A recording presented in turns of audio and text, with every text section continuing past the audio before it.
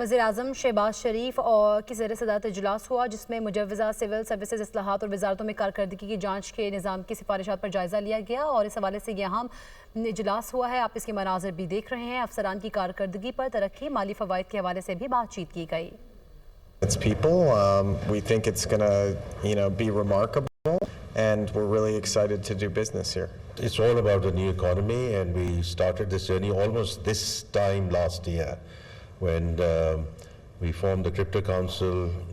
Bilal took the leadership on that, and then we graduated fairly quickly, having learned from the White House. We are very grateful to all the support that we got from the US under President Trump.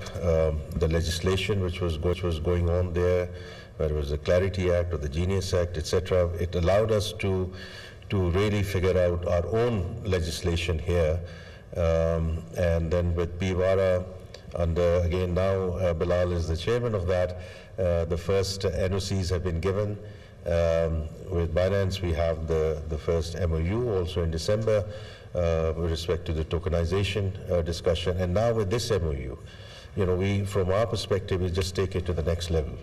And what we agreed with the Prime Minister and the Field Marshal and the fantastic team here, that we are going to really fast track it because it allows us, while we deal with our issues on ground in terms of how we grow from stabilization to growth, this allows us to really leapfrog in terms of new economy. So it's hugely exciting, and we, with Zachary and team, and it'll be a fantastic journey, and we're very committed to really get it going. And what role does regulation play now that we've learned that there's already 20 million people in Pakistan using crypto? So how does this add a layer of protection for those people? Yeah, so the reality is, even I'm surprised at the speed with which things are moving in Pakistan, right? So when we started first tracking it, we were number 10 in terms of our netizens who are involved in the activity. We moved to number 7. Now we're number 3. So it's not really 20 million. The latest understanding I have is about 40 million.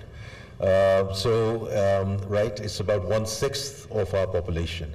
And the biggest thing is the youth, right? I mean, it's just amazing, what is happening and the speed with which things are going on. And, I just want to put it in a slightly different context as well. I mean, AI and Web3 and then the blockchain. All our freelancers, we have the 3rd largest freelancer population in the world. And if they're coding at 12 to 14, and when we work with Binance folks, etc., if we can upskill, reskill them, they can start coding at $50, $60 to about $240. Fantastic for them and great for the country. So, as a finance minister, all I can say is I can't hide my excitement to be on this journey. And Bilal, would you also like to offer a few words in terms of there's still a lot of people all around the world, but even in Pakistan, who are skeptical of crypto and, they say it's volatile and whatnot. So how does this give them guarantee that the government has their back, basically? I would like to thank the finance minister and again welcome you guys. You see, any emerging technology has its own sort of issues, or people like to perceive it in a different manner. But what we are doing here is we are not essentially promoting; we are regulating the adoption which has already existed without any classroom, without any framework. Pakistan has ended being the 3rd biggest market when it comes to crypto adoption. And in terms of the regulations, at the start of the year, as the Honorable Finance Minister said, we kicked things off, but now we've essentially put Pakistan on the map. And this, the trip with World Liberty Financial and the MOU is a testament to how Pakistan is creating an enabling environment and providing the opportunity to serious players in the industry to come and do things in a risk mitigated manner for the youth of this country. I just love the speed at which you guys, from our last visit to now, it's just a testament to just your guys' ingenuity and fortitude to go forward on this and look at your people as as this is the best for them and constantly putting them first. We see a lot of bureaucracies around the world forget about that, and they're always put last. So watching them get put first is a beautiful thing, and we hope to usher in a whole new arena with you guys and expand the amazing asset that this country already has. This is being done at the crypto speed. Yeah, this absolutely is the fastest yet. And Pakistan already has a very youthful population that is used to the digital economy. What we're doing here is bringing it under a regulated framework that at the end of the day will be beneficial for the Pakistani people at large. We are just so excited to be here and to be working with this administration that has done a phenomenal job. The leadership here is great. They move very quickly, and they're doing it very thoughtfully in a very smart, regulated manner. Pakistan has been leading the way. They've been right neck and neck with the US in terms of adoption, and Pakistan is actually one of the largest users of digital currencies today. Pakistan has always been at the forefront. Now it's just time to bring it into a regulated ecosystem where essentially it's regulated and it's adopted for mainstream use. There's $20 to $25 billion of digital assets held by Pakistani residents that currently exist outside of the system.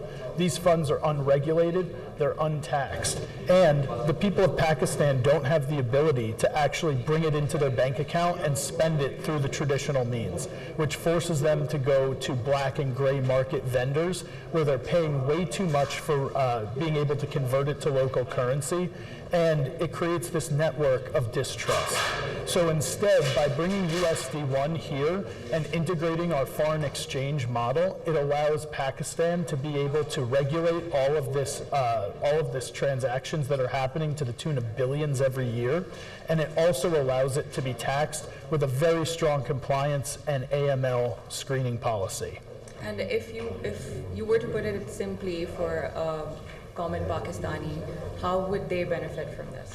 So right now, if Pakistanis want access to US dollars, if they want to send money to friends and family around the world, they're forced to pay way too much money, and all of that money is going into the hands of gray and black market brokers who are essentially overcharging them for access to the US dollar.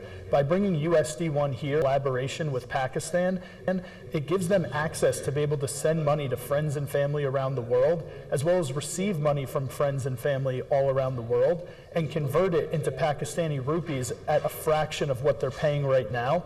So they'll be able to do it right within a mobile app or with their direct connection to their bank account, and they'll be saving a ton of money while doing it. So once there's more access to digital dollars here, and the flow between Pakistan and the rest of the world eases up under a regulated framework, we're going to see a lot of people who have been hesitant to invest in Pakistan want to come in here and be able to invest as well. So it should bring in a lot of foreign investment as well, in our opinion. इस MOU के साथ पाकिस्तान एक नए मुआशी दौर में दाखिल हो रहा है। माहिरीन के मुताबिक पाकिस्तानी मुआशरत डिजिटल सतह पर दुनिया के साथ इंटीग्रेट कर पाएगी और उस